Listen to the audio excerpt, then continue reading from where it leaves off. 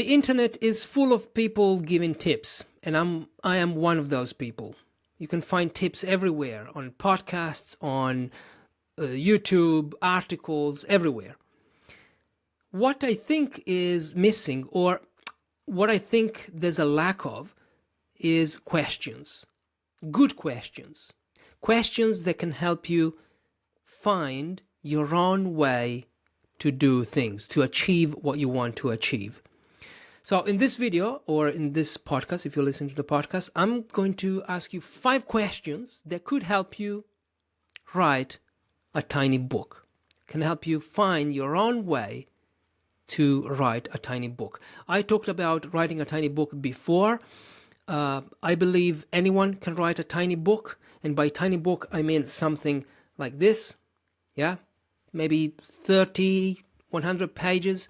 This is one that I wrote, and a tiny book to help a small group of people, or to inspire a small group of people to do one thing. You can do that, but maybe you need some help. You need some help. These 5 questions that I'm going to ask you could help you get some clarity. Here we go. The first one is this. I've got them here. I actually have 10, but I think 10 is too much for one video. I'm going to record the next 5 questions next time. So the first one is this. What beliefs do you have about becoming an author? What beliefs do you have? What are your beliefs? So what do you think you need or you don't need to become an author?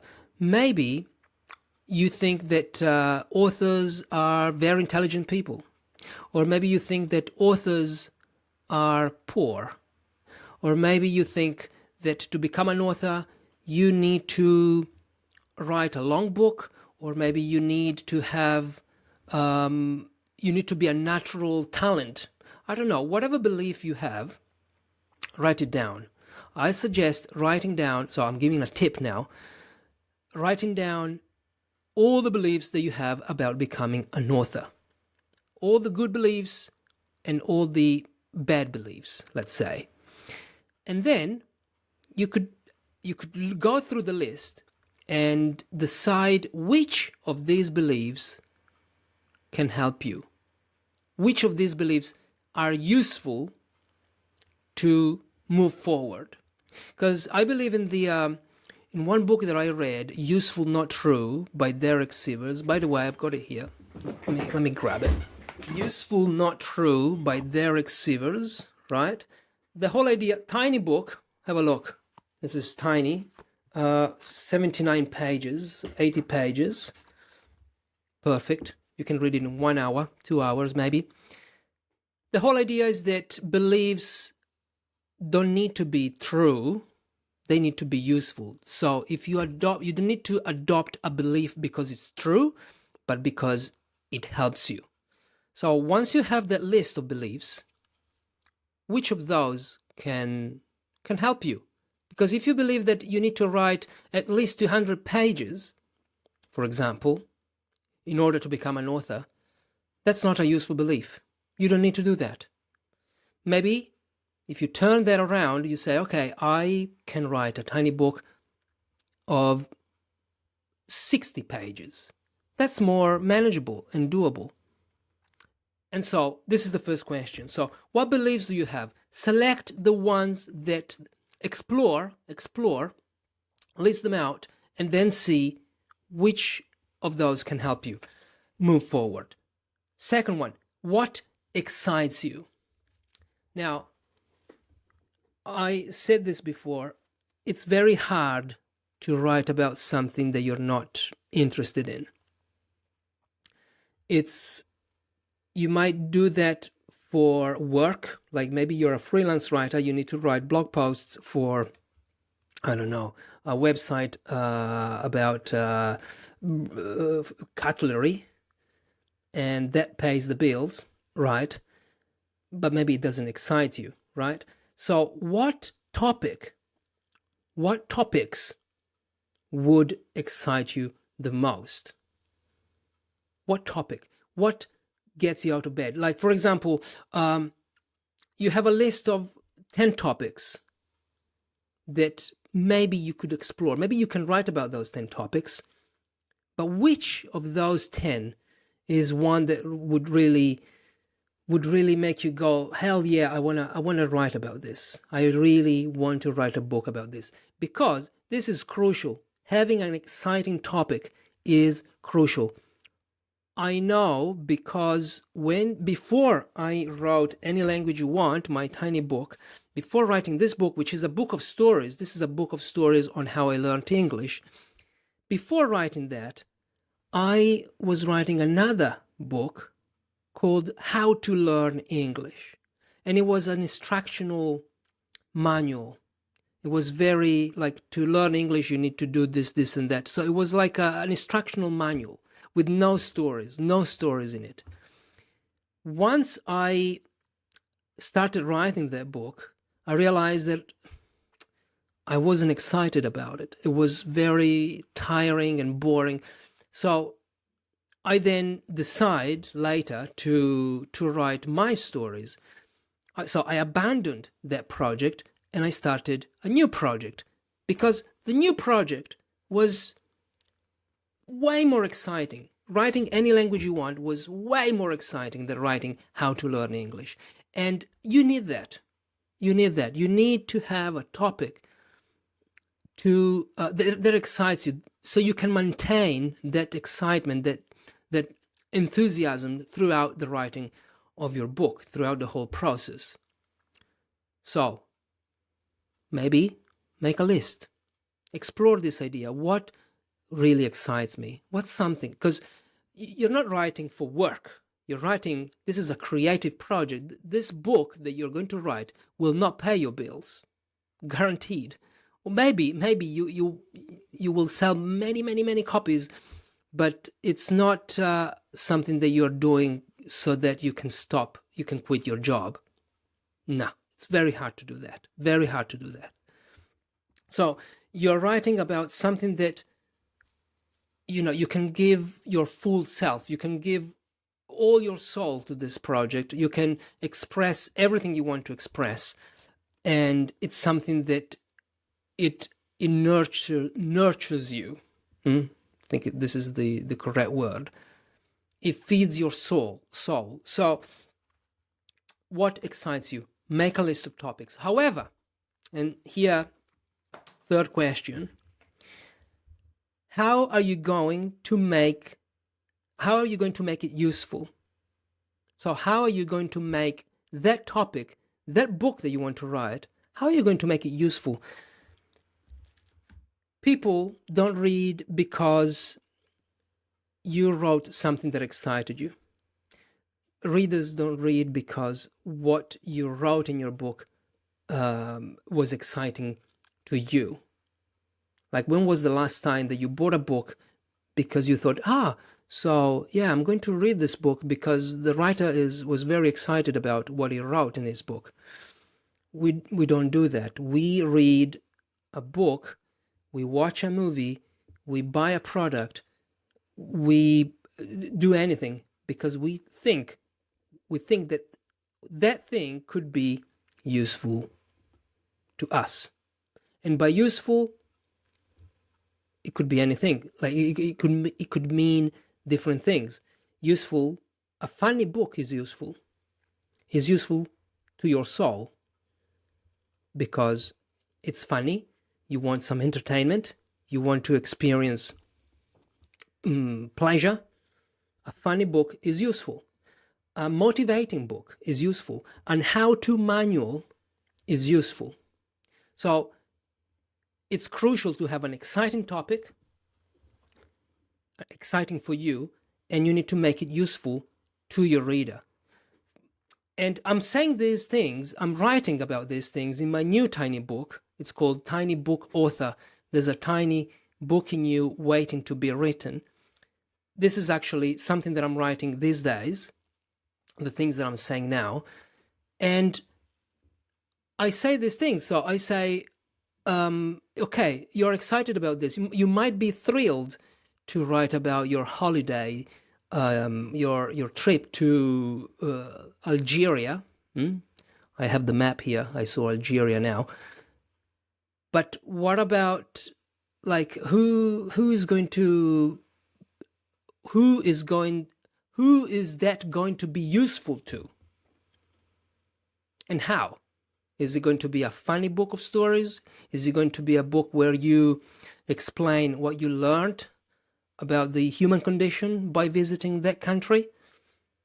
It needs to be useful to the reader. So you need to know also, who are you writing for? Who are you writing for? So this was the third question. How are you going to make it useful? What are you great at? Okay, this is a bit disconnected from the previous three questions. What are you great at? It takes courage to say, I am great at that thing. I am great at this. Because many of us, me included, on and off, suffer from imposter syndrome. So we don't think we are great at something. But don't say this to anyone.